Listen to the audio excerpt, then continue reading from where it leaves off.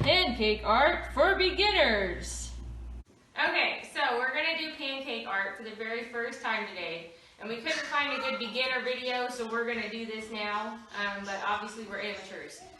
So we used the Aunt Jemima mix. We made it exactly as the package describes, and then we put it in these squeeze bottles that we got from the dollar store. A lesson we learned the hard way is don't try to color them in the bottle. Color them in a bowl, as Josh is doing over here, and putting into the tube. There's probably still an easier way to do that, but you know what, we're just kind of going with the flow. But we're going to go ahead and get started because we have a couple colors we can start working with here. So we have turned our griddles to 200 just to get them a little bit warm. We have a few different colors to work with here. We colored them with this generic gel food coloring here. Okay, so the biggest thing that you want to know about pancake art is that you're working from the back end, like working backwards from where you would be coloring. So let's say that you were going to draw a smiley face. Normally you would draw a circle, you'd fill it in, and then you would take the black crayon and draw the eyes and the smile. Well, now you want to do the eyes and smile first, and then fill in the color, as I'm going to demonstrate here. So I'm going to use the green and the yellow to make a smiley face. Okay, so what we're going to do here is, and we've got it just on 200, so we're going to draw an eye, a smiley face, and this is just using a squeeze bottle. Okay, so I want to do all that first and then just let it kind of sit for a minute to let it really harden up that side before we fill it in with the yellow. So Jessica's now going to do a flower. So for example, she's going to want to start with the outline of her flower.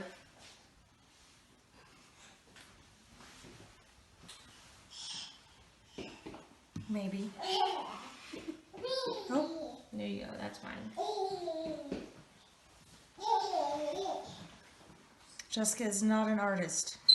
That's okay, this is beginner pancake art. So this is a trick, this is kind of what I'm talking about as far as working from the background in. So let's say you wanted to add the leaves and you wanted to put the stem in the leaf. So you'd want to draw this in the middle first, and we'll fill that in with something else later after it's had a chance to sit for a minute. Do you want a different color in the middle of your flower? Is this yellow? Yeah, that's yellow.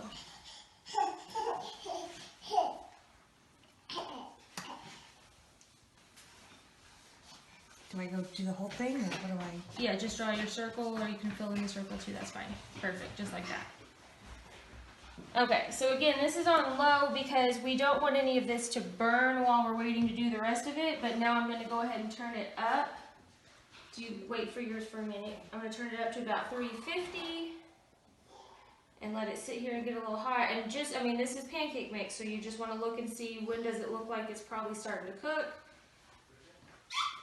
I feel and you like can tell when it's cooking because it'll start to bubble a little bit. Yeah, it'll start to bubble. Like if you get in here really close, you can kind of see how it's a little hard on the edges. You can look at mine. Mine's starting to bubble. See the difference between the purple and the yellow right now, how the yellow's still kind of gloopy, the purple looks more hard.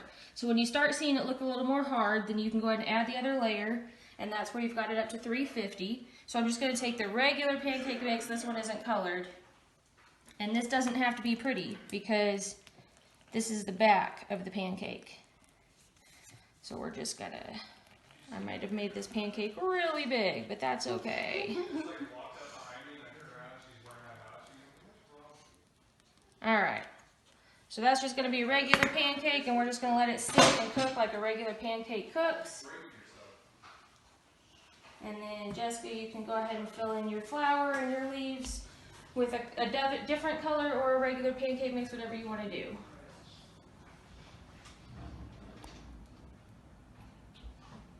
Now some people do suggest that you add a little more milk to the pancake mix to make it runnier. That might make for a smoother process. We did not do that, so this is just a regular pancake mix. But it seems to be working okay. Yeah, it seems to be working just fine. I'm going to use yellow. Who keeps recapping that? And again, it doesn't have to be pretty because you're not going to see that part. And you'll see what we mean when we flip it over here in a second.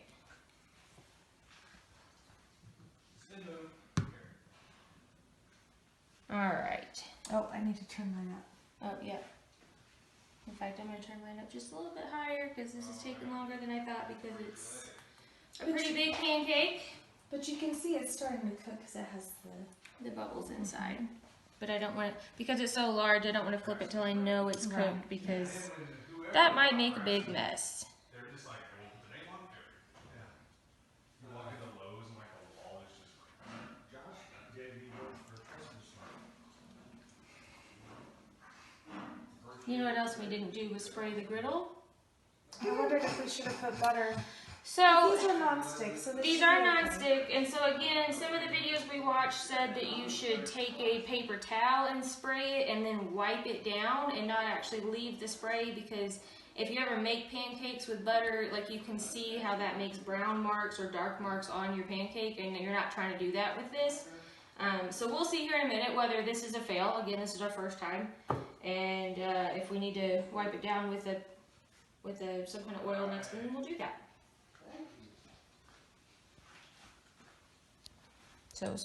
Okay, so fun beginner problems. We had it plugged into a plug that apparently tripped and was not actually heating the griddle, so that's why it was taking so long.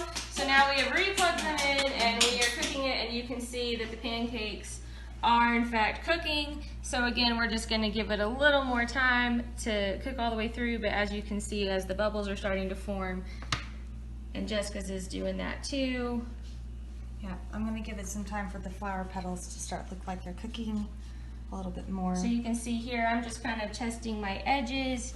The edges seem to be coming up pretty good, but I would like to see some more bubbles in the middle, so I'm still going to give it just a little bit longer till I see it cooking here on the inside.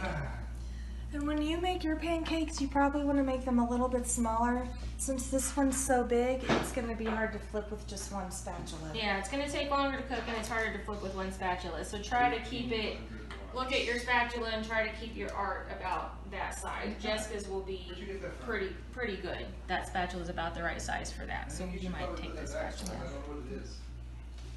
P equals IV, so divided by 110. Yeah, that's the problem. Each griddle's 13 amps. Yeah.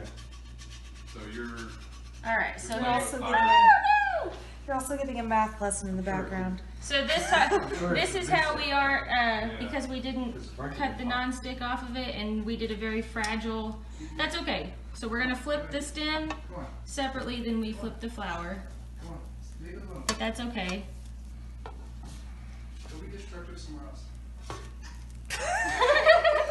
I told you this is I'm beginner pancake art. Pancake pro over here. Yes? Here, your pants are falling down.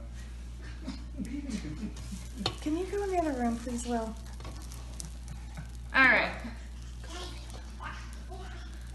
So as you can see,